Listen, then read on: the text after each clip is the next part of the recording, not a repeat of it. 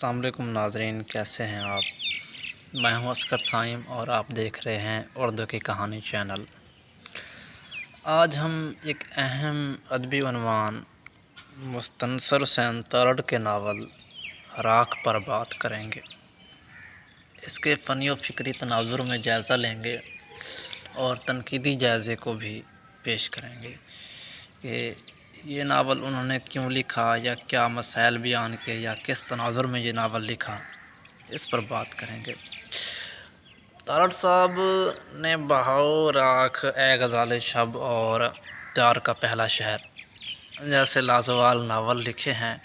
وہ بطور ناول نگار، بطور ڈرامہ نگار، بطور کالم نگار اور بطور سفر نامہ نگار کے طور پر وہ نظر آتے ہیں۔ سفر نامہ میں زیادہ ان کا رجحان نظر آتا ہے۔ ناول بھی لکھے مگر سفر نامہ نگاری کی طرف زیادہ ان کی توجہ مبذول ہے۔ ان کے اکثر ناولوں میں سفر نامہ نگار کی ایک جھلک ہمیں نظر آتی ہے۔ جہاں تک تعلق ہے ان کے ناول راکھ کا، تو یہ ان کی ناول نگاری میں عمدہ ترین ناول تصور کیا جاتا ہے یا مثال کے طور پر پیش کیا جاتا ہے کہ یہ عمدہ ناول ہے ان کا راکھ۔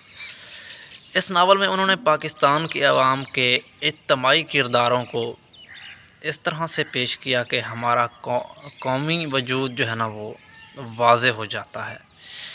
تارڑ صاحب نے یہ ناول راکھ کے جو مرکزی کردار ہیں، دو بھائیوں کو بنایا ہے جو مشہد اور مردان ہیں، جو چودھری اللہ داد کے بیٹے ہیں اور لاہور میں رہتے ہیں۔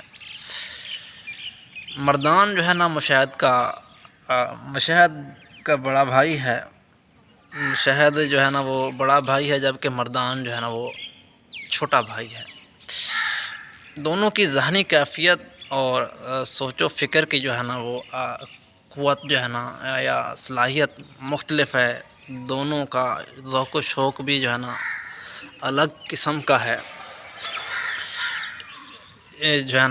تارڑ صاحب نے جنگی تاریخ کو بھی اس ناول میں بیان کیا ہے۔ جب مردان فوجی بن جاتا ہے، کیونکہ اس کی ابتدائی سے فوجی بننے کی خواہش ہوتی ہے، تو اس کی ڈیوٹی وہ مشرقی پاکستان میں لگا دی جاتی ہے اور مردان پورے جوش و خروش سے جنگ میں حصہ لیتا ہے۔ لیکن بعد میں ایسا ہوتا ہے کہ فوج کی طرف سے انہیں ہتھیار ڈالنے کا کہا جاتا ہے، تو مردان وہ بغاوت پر اتر آتا ہے اور جنگل میں بھاگ جاتا ہے۔ پھر فوج سے نفرت کرنے لگتا ہے، پھر وہ پڑھانے لگتا ہے بچوں کو۔ اس طرح وہ زمین پر سوتا ہے اور یہ ایک تصور کرتا ہے کہ اصل شکست جو ہوئی تھی تو اس کا ذمہ دار کون تھا۔ یہ جو تقسیم بنگال ہے، تو وہ خود کو سمجھتا ہے یا وہ جنہوں نے ہتھیار ڈال دینے کو کہا، اس سوچ و فکر میں رہتا ہے۔ اس ناول میں تارڑ صاحب نے مذہب کو بھی کھل کر بیان کیا ہے اور اس لحاظ سے فاطمہ کا کردار بڑی عمدہ مثال ہے۔ وہ بابو راؤ پٹل سے شادی کرتی ہے جو ایک غیر مذہب سے تعلق رکھتا ہے، اور راؤ پٹل کی موت کے بعد خود فاطمہ کے بیٹے اس کو گھر سے نکال دیتے ہیں کہ وہ مسلمان ہے، اس لیے ہماری ذمہ داری نہیں ہے اب۔ وہ اس کو گھر سے نکال دیتے ہیں۔ وہ بارہا کہتی ہے کہ شادی کرنے سے پہلے راؤ پٹل سے اس نے اپنا مذہب تبدیل کر لیا تھا، مگر وہ اس بات کو نہیں مانتے۔ سیاستدانوں کی نااہلی اور معاشرت کی عکاسی بھی انہوں نے دکھائی ہے کہ کوتے ڈھاکہ جیسے المیے کی جو اصل وجہ ہے وہ دراصل سیاستدانوں کی نااہلی ہے، اور معاشرت کو بھی انہوں نے بھرپور انداز میں پیش کیا ہے۔ سید اقبال اس حوالے سے رقم تراز ہیں اس ناول کے حوالے سے کہ میرے نزدیک راکھ اب تک لکھے جانے والے ناولوں میں سب سے بہترین ناول ہے، اور راکھ کی کہانی اور اس کے کردار ہمیں پاکستان کے اہم واقعات اور سیاہ دن کی یاد دلاتے ہیں۔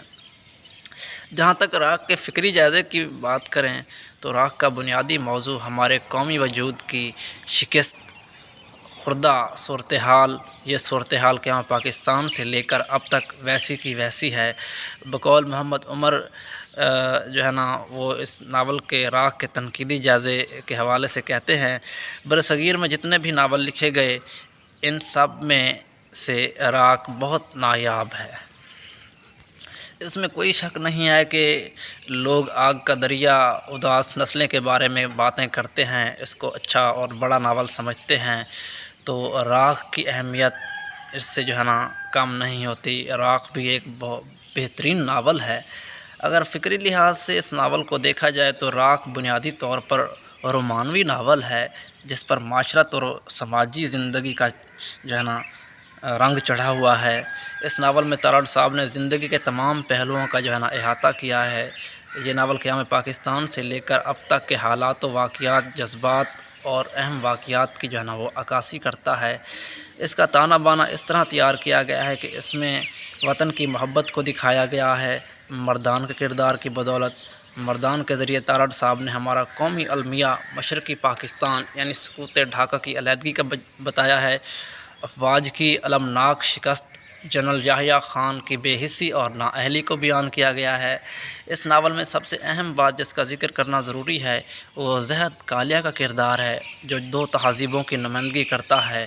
وہ بدھ اور قندھارا تہذیبوں کے نوادرات کی سمگلنگ کرتا ہے اور یہ سوچ رہا ہے کہ وہ صحیح کر رہا ہے۔ اگر اس ناول کے اسلوب کی بات کی جائے تو تارڑ صاحب نے اسلوب کو بہترین بنانے کے لیے جگہ جگہ انگریزی الفاظ کا جو ہے نا استعمال کیا۔ آپ ناول اٹھا کے دیکھ لیں، پڑھ لیں، کیونکہ ان کے نزدیک انگریزی الفاظ جدید دور کی عکاسی کرتے ہیں۔ راکھ میں انہوں نے افسروں کی گفتگو کچھ یوں بیان کیا ہے: how can they be Muslim sir, I can swear sir, sir I can feel it. اس طرح کے جو ہے نا وہ اسلوب کو بہترین اور جدید بنانے کے لیے انہوں نے انگریزی الفاظ کا جو ہے نا استعمال کیا ہے۔